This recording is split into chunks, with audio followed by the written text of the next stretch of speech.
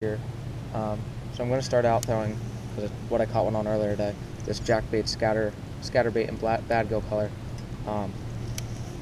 Just kind of search, see if I can get anything. There's a lot of birds flying around here. It's not a good sign. They've kind of been going crazy with it. Pretty. You'll probably see them flying around, kamikaze bobbing me every now and then. So I'm going to start out throwing this scatter bait and see if I can get into any. So I can watch this bird gets near me.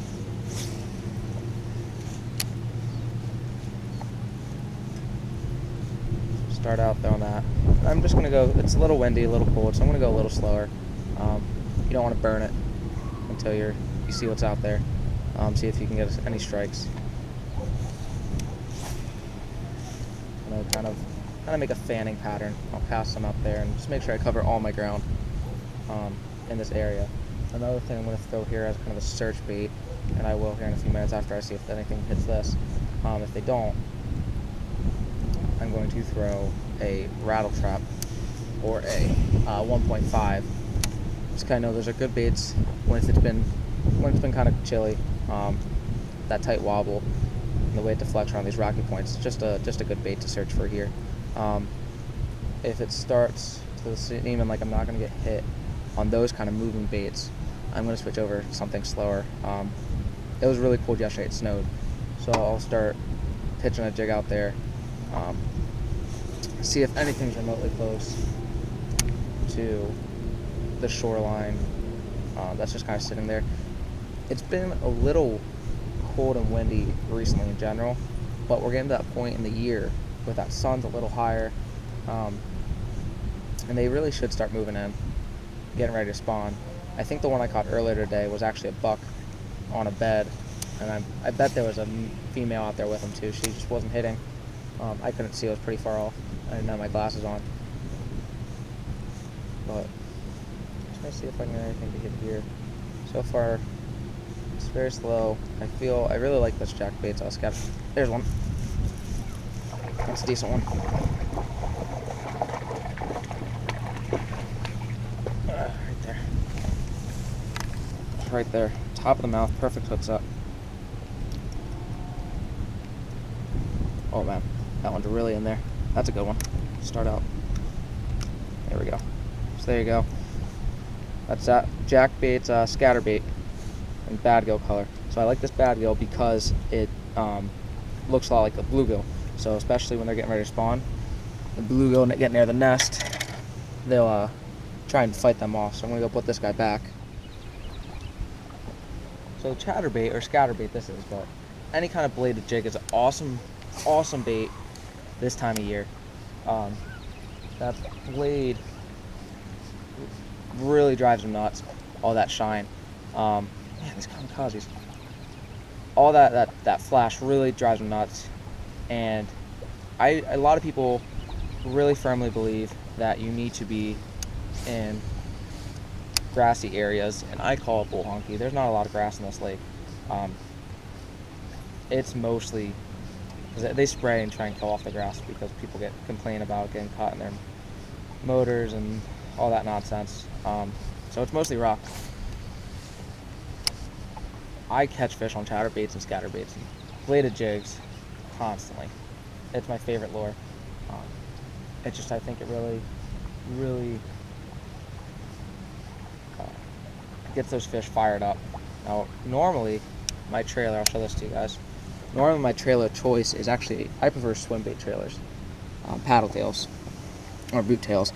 This is a Zoom Ultra Vibe Speed Crawl, and this is Green Magic. One thing I did do to this blade, and I'll show you here if I don't get hit in the face here.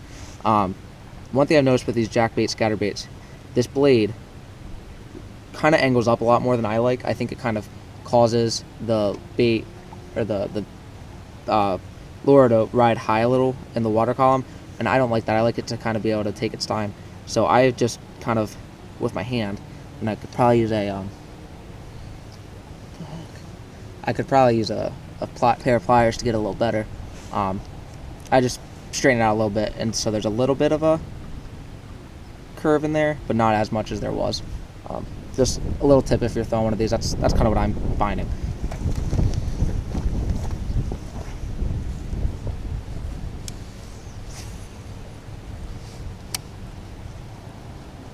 Like I said, I'm just going kind of slowly. That speed crawl, especially right now, I think that's a really good ticket. The speed crawl gets a lot of action, but also it imitates obviously a crawfish, which this time of the year they start moving a little more. Water's warming up, so that's going to be a big part of the forage for these fish here. All right, I want to do a quick wrap up of the fishing that actually happened yesterday at this point, but unfortunately I did not catch a lot of the fish on camera. Most of them happened when I had the camera turned off. A guy showed up with his daughter who was probably 3 or 4, and I shut the cameras off and I got to talking to them, because for me it's really important to expose these kids to fishing and just get them to have some kind of passion with the outdoors. So being a teacher especially, that's something I love to do. So I just shut the cameras off, and I actually had an awesome afternoon. As I was catching the fish, she was really excited. She kept coming up and wanting to touch the fish and just be to see it. So for me, that was really cool. That was the highlight of my day. But I did have a good day. I caught 5 fish over about an hour and a half on that point. The first one you guys saw on camera was caught on this right here.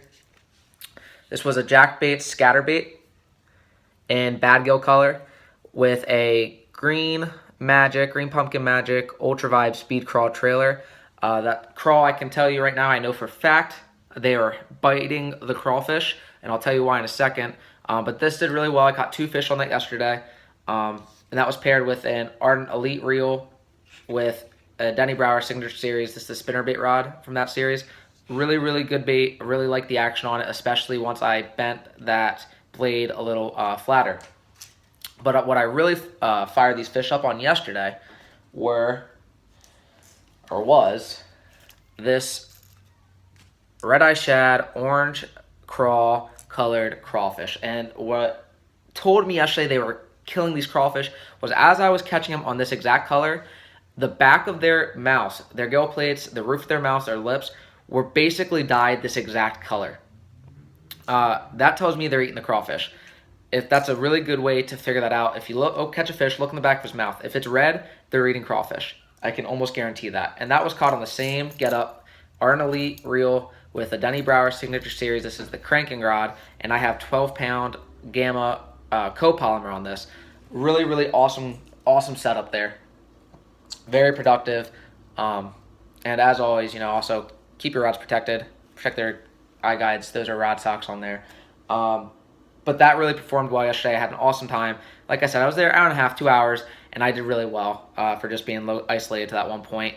Speaking of that, though, really quick before I get going, I'm so excited. As of Saturday, I'm officially a bass boat owner. I bought a 1997 Raging Cajun 205 with a 225 Mercury EFI on the back of it, and I'm just so excited because I've been working for that for a long time, and it's officially done, signed over to me. I'm so excited. A big thank you to my home club, the Brandywine Bassmasters, Mike Sabai and Bill Barlow especially. Bill connected me to the guy that I ended up buying it from. It was an old friend of his, and I got a heck of a deal on it. And Mike used to own a Cajun, and he went with me and just helped me look the boat over and gave me the go-ahead to go place an offer on it. And that was just an awesome help, and he really has put up with phone calls from me consistently over the past few months when I've been trying to buy a boat, just asking questions constantly, and he never once turned me away. So big thank you to those guys, my Brandywine Bassmasters. I'm just very thankful to have the guys, and that's what I love about this sport, is that there's a great camaraderie amongst us. We really do try and help each other out, so big thank you. Also big thank you as always to my sponsors, especially Ardent.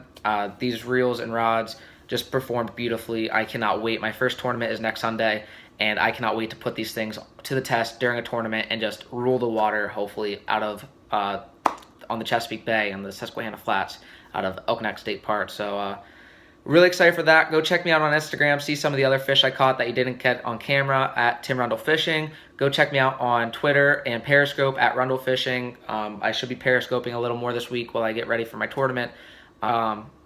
So a big thank you to Ardent Outdoors. Go check them out. Go check out sfttackle.com, Susquehanna Fishing Tackle. They have all your tackle needs covered. And if you have any questions, call them up, and Mike and George will be sure to help you out. But get out on the water, catch some fish of your own. take some pictures and expose a kid to fishing. Get them outside, get them with a rod and a reel in their hands. I'm telling you, they will love it. It'll light up. That girl yesterday was just so excited to be near the fish and to see it and just to touch it. She didn't want to hold it, but just to touch it and back away. She loved it. So that is just an awesome feeling. Do that. Teach them about the outdoors and show them some of my videos if it'll help them. But get out there, and I will talk to you guys later. Tight lines.